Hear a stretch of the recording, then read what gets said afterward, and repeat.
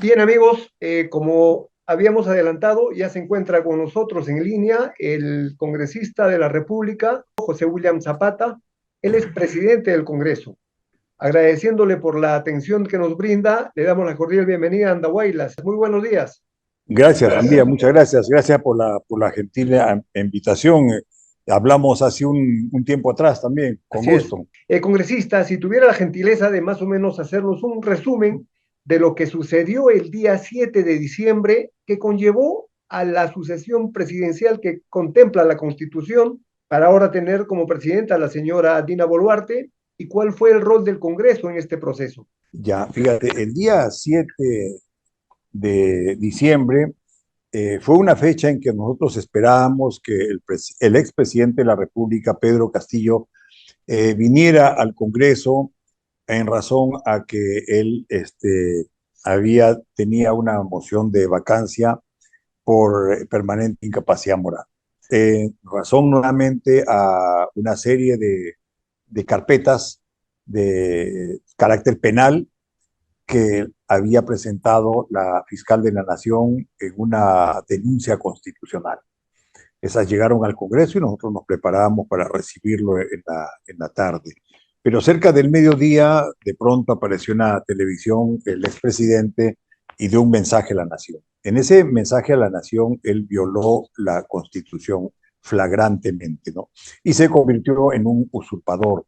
Pero es conveniente, en razón a tu pregunta, saber por qué lo hizo, ¿no? Y qué lo convierte en una persona que viola una constitución, que es la ley de leyes, y a la que todo sujeto, todo ciudadano debe respetar, porque si no las cosas no funcionarían, ¿no? Nosotros cedemos una serie de capacidades que tenemos, posibilidades como seres humanos, y nos sometemos a lo que dicen las leyes y la constitución que está encima de las leyes. O sea, hacemos un cambio, ¿no? Yo le cedo al Estado ciertas libertades, pero como consecuencia tengo que sujetarme a las leyes. Por eso es que me puede detener la policía, por eso es que me enjuician. Muy bien, en ese sentido es de que el expresidente viola la constitución y eso es algo muy grave. Bien, él salió a los medios y le dijo a la ciudadanía y lo ordenó como presidente de que el Congreso debía ser cerrado. Uno. Dos, que declaraba en reorganización al Poder Judicial, al Ministerio Público, al Tribunal Constitucional, a la Defensoría del Pueblo y a la Junta Nacional de Justicia. Cinco organizaciones del Estado que son autónomas, ¿no? Y que tienen que funcionar así, y cualquier país tiene que respetar muchísimo esto, si no nos convertiríamos en un Estado, nos convertiríamos en ciudadanos que no cumplimos las leyes. Entonces, ahí ya comenzó tremendamente mal. Luego dispuso de que la Policía Nacional tome el Congreso y detenga a todos los congresistas que estaban en el Congreso. Ahí violó nuevamente la Constitución, en particular el artículo 117, que dice que el presidente de la República no puede impedir que el Congreso se reúna o que el Congreso haga sus tareas. Luego de eso, también le ordena a la policía que detenga a la fiscal de la Nación. Entonces, detener a la fiscal de la Nación, pues obviamente es un delito constitucional muy grave, delicado, pero sobre todo porque la fiscal de la Nación estaba investigando y tenía hasta el momento 6 o 7 carpetas de carácter penal. Entonces, todo ello configura un delito bastante grave, que se debe entender que es así. No pueden funcionar los estados, los países, si no se cumplen las leyes, sobre todo de esa naturaleza. Muy bien. ¿Cuáles fueron los efectos inmediatos? No pasó ni 40 minutos y comenzaron a renunciarle sus ministros. Renunció uno, luego otro, hubieron 3 ministros que renunciaron, también renunció el embajador que él había puesto, el señor Forsyth, en la Organización de los Estados Americanos, y todas las instituciones comenzaron a reaccionar de inmediato, al mismo tiempo, y a decir de que eso era un ataque a la Constitución y que se había violado la Constitución.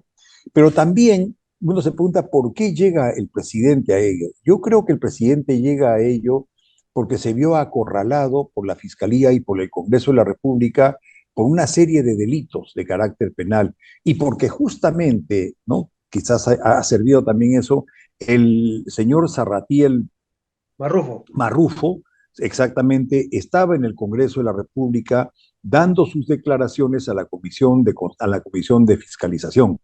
Y una de las preguntas fue si él le había entregado dinero al presidente. Y Marrufo dijo que sí. Y le repreguntó un congresista y le dijo, sí, yo le he entregado en su mano. ¿No? Entonces, todas esas cosas configuraron este escenario para que el presidente dijera eso. La noche anterior también el director de inteligencia comenzó a hablar y a decir asuntos que lo comprometían gravemente. Entonces, todo ello hizo que él cometiera un delito y el Congreso reaccionó como debe ser. Tuvimos una sesión, un pleno, que ya estaba programado por la tarde, lo bajamos a las 12:30 del día. Entonces lo que se hizo es vacarlo por permanente incapacidad moral, haber hecho cerrado el Congreso y por haber hecho un golpe de Estado. Y además de ello, cuando en el Congreso entramos a la votación para ver si vacamos o no al presidente, votaron 101 congresistas, todo un récord, ¿no? Inclusive los de Perú Libre, los congresistas y los congresistas oficialistas. Vayamos al Congreso. El Congreso actualmente goza de baja aprobación ante la población y básicamente debido a algunos sonados casos de presunta corrupción en congresistas que más conocidos como los niños. El día jueves último se ha incrementado a 18 o 20 estos congresistas, lo cual obviamente desprestigia a esta institución que debe ser, pues, debe gozar de credibilidad y también hace que la población pierda confianza. Entonces, ¿qué se está haciendo al interior del Congreso para poner orden, recuperar la confianza en la población? Primero, yo creo que lo correcto es reconocer de que el Congreso ha cometido errores, hay congresistas que han cometido también delitos y faltas muy graves, eso es así. Es por eso que el prestigio, la imagen del Congreso no está buena. Pero también, como un paréntesis dentro de todo lo que voy a decirte, es de que los congresos de manera general no gozan de la preferencia de la población por muchas razones, ¿no? Por cosas como lo que me acabas de decir y por las que voy a ahondar, y también porque en algunos lugares se piensa, o los congresistas mismos tienen la culpa al decir que van a solucionar problemas de la población, cuando en realidad la capacidad del congresista es limitada, porque el congresista no maneja presupuestos, no gestiona el Estado, o sea, no da órdenes. El congresista lo que hace es dar leyes y sí puede facilitar las cosas como para poder hacer que las autoridades de las regiones puedan llegar a los ministerios, ¿no? Esas cosas son las que hacen y obviamente levanta toda la información que necesita la población para poder contribuir. Si hay una municipalidad, ¿no?, que quiere hacer un proyecto de ley, lo hace y el congresista le ayuda a llevar ese proyecto de ley. Esas son las tareas del Congreso y controla a los gobiernos locales, a los gobiernos regionales, controla los presupuestos, controla cómo funcionan las autoridades. Esa es la tarea que debe estar haciendo, entre otras cosas.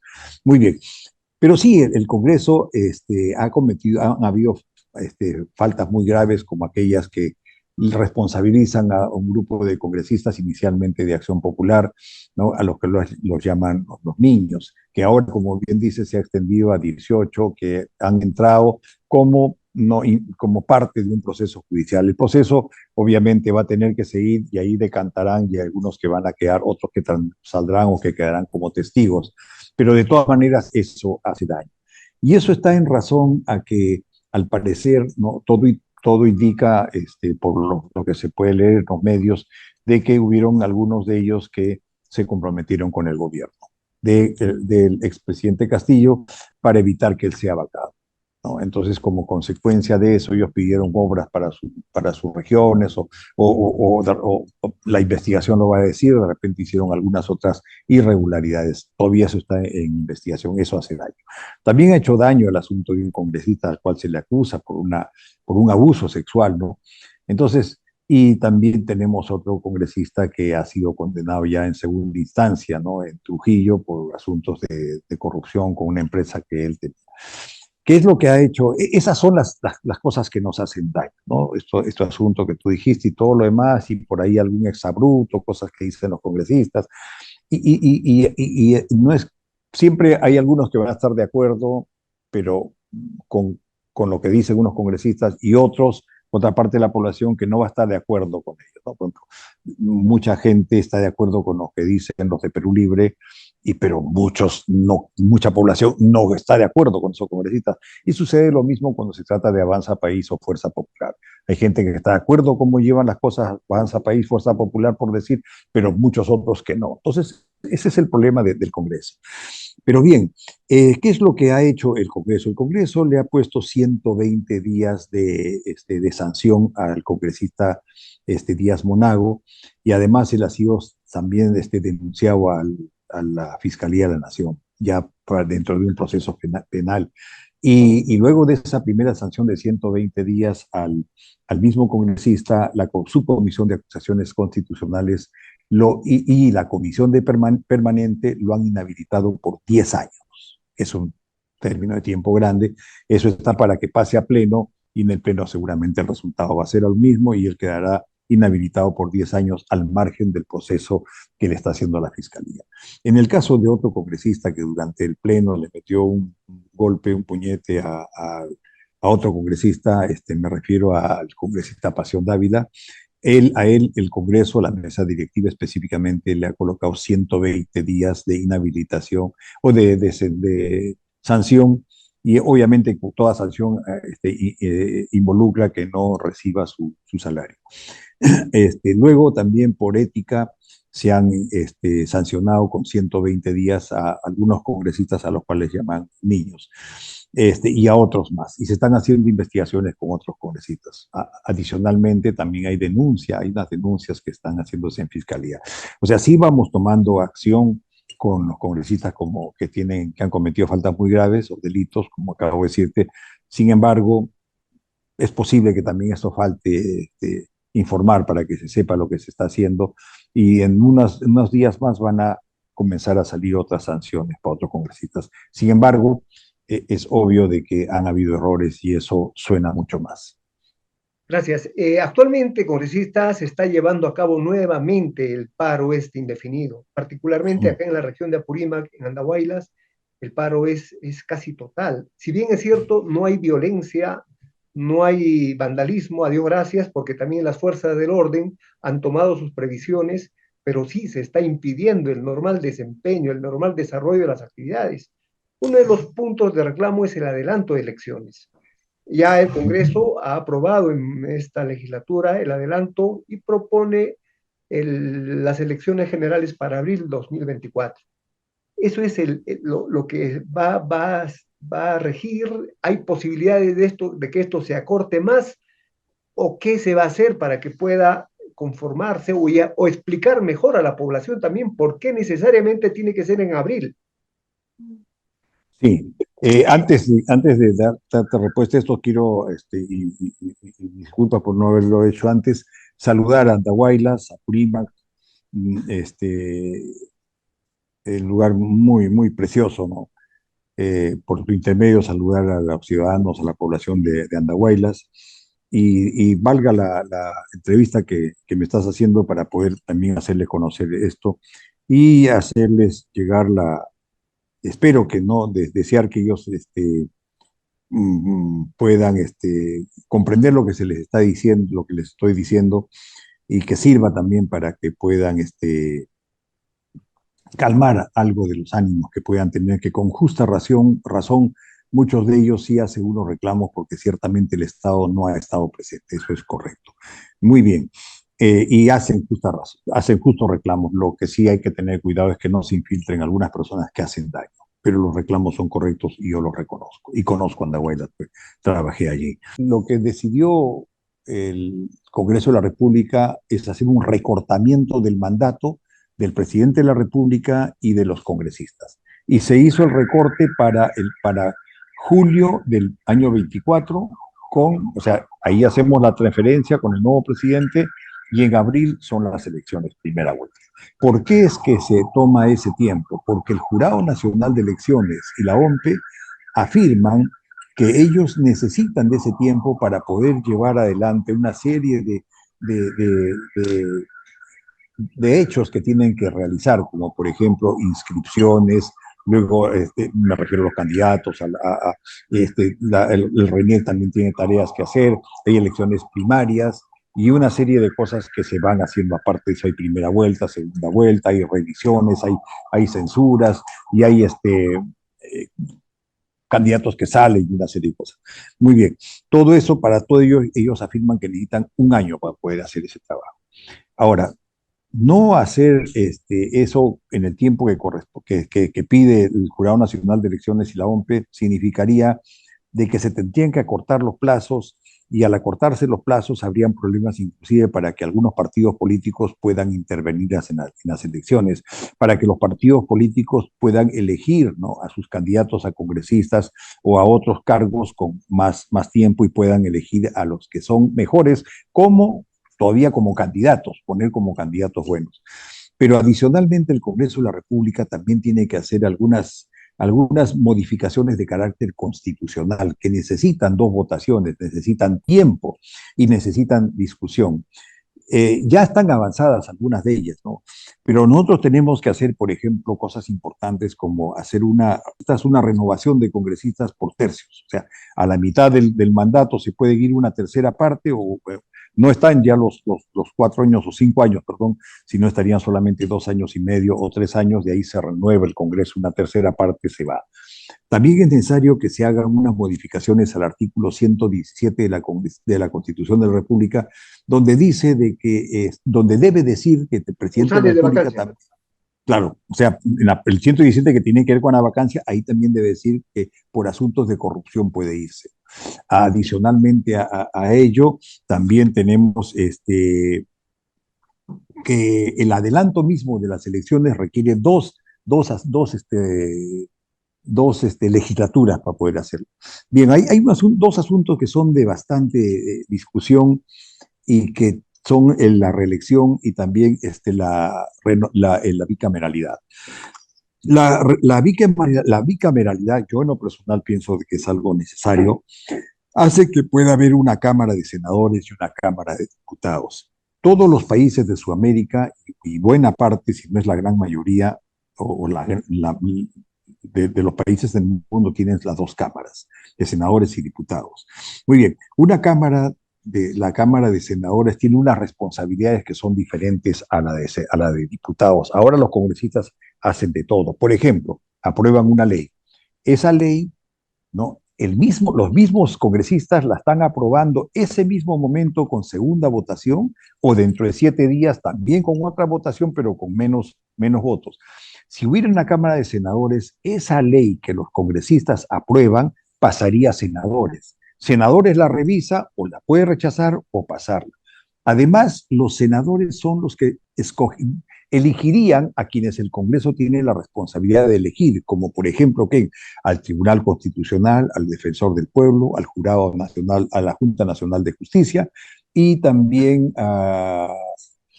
al director del Banco Central de Reserva, más que al director, a los miembros. Esas tareas las tendría que hacer el Senado, mientras que los diputados seguirían con las censuras, seguirían también con las invitaciones a los ministros, con censuras o con otras mociones que tenga que hacer. O sea, se reparte la tarea. Es una función, la Cámara de Senadores es más reflexiva. O sea, así como ella, hay una serie de tareas más que harían que funcione mejor un Congreso. Sí, no hay duda que la bicameralidad pues es necesario, y es que lo que sí está faltando de repente es socializar esto un poco más a la población, ¿no? Ahora, Exactamente. en estas próximas elecciones, congresista, está previsto también modificar algo de tal manera que se evite que participen personas que hayan tenido sentencias judiciales. Si bien es cierto, ya están rehabilitados, pero hay pues delitos que no se debe permitir volver a postular a un cargo de confianza de la población, de elección popular, ¿no? Si no hay modificación al respecto, la cosa va a seguir igual. Sí, a ver, antes de responderte esto, hay un asunto que es importante también. Fíjate, yo creo que con todo lo que ha pasado ahora en el Perú, la población hemos podido entender, ¿no?, mejor que debemos estar enterados de cómo son nuestros políticos, cómo son los congresistas, cómo es el presidente, los vicepresidentes. Y eso nos crea la necesidad de enterarnos más, de hacer más política, ¿no? Como la que está haciendo usted ahora a través de los medios, también en las municipalidades y en diferentes lugares, para poder elegir mejor. O sea, depende de la población, ¿no?, que elija al candidato. Normalmente de un congreso, el 20% de cada 130 congresistas, entre 18 y 20 son reelegidos. Los demás, la población no los elige, porque no los quiere.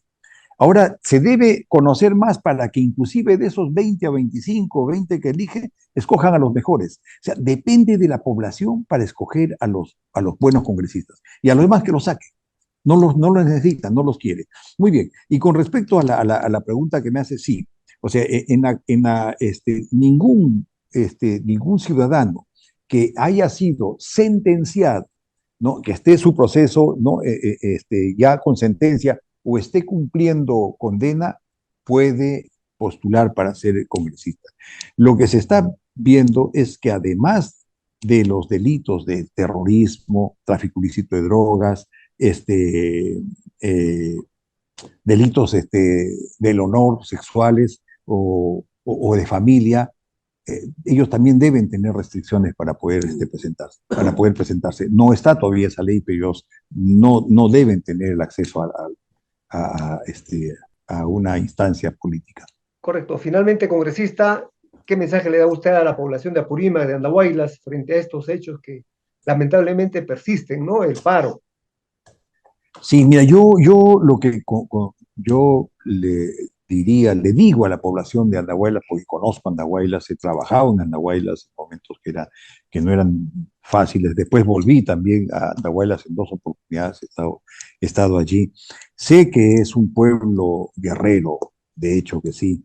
Sé que es un pueblo también que ha sufrido bastante con el terrorismo, ¿no? Y muchas veces descuidado por el Estado, muchas veces descuidado por el Estado. Yo le diría al pueblo de Andahuaylas, de Apurímac, de modo general, que le den una oportunidad al gobierno que ahora está, así como a las autoridades, ¿no?, incluyendo al Congreso, por supuesto, que están para que puedan solucionarle los problemas que tienen, ¿no? Que los reclamos que vayan a hacer no sean de carácter violento, que sí los expliquen bien, que los hagan conocer bien y que impidan de que algunos malos ciudadanos se metan por ahí y les hagan mayores daños. Yo creo que deben ser exigentes con todo aquello que corresponden que les dé, que el Estado les dé, que el gobierno les dé, que el Congreso les dé. Y, y que los mismos ciudadanos también se comprometan a, a trabajar para salir adelante y exigir, sí, exigir que se le dé lo que el Estado debe darle y exigirles también a sus propias autoridades. Uno de los problemas graves que tenemos son la corrupción que hay en los gobiernos regionales, locales y obviamente que en el gobierno central. Entonces, eso es lo que yo le diría a un pueblo de Apurímac, que es muy importante, que ha tenido un papel trascendental en la historia, ¿no?, y que ha tenido que enfrentar grandes problemas con el terrorismo. Muchas gracias por estos minutos que nos ha brindado. Esperemos pues que la calma regrese y la confianza de la población en sus autoridades. Es cierto, hay que impulsar en la clase política que ésta sea un lugar donde los mejores participen, de tal manera que ese espacio sea ocupado por gente competente. Muy amables, muy agradecido nuevamente, sabemos de su trabajo y reconocidos por estos minutos. Gracias, gracias. Nuevamente un saludo a Andahuaylas y gracias por la entrevista. Amigos, ha estado con nosotros el señor congresista José William Zapata, presidente del Congreso. Bueno, con ustedes ya regresamos en unos minutos.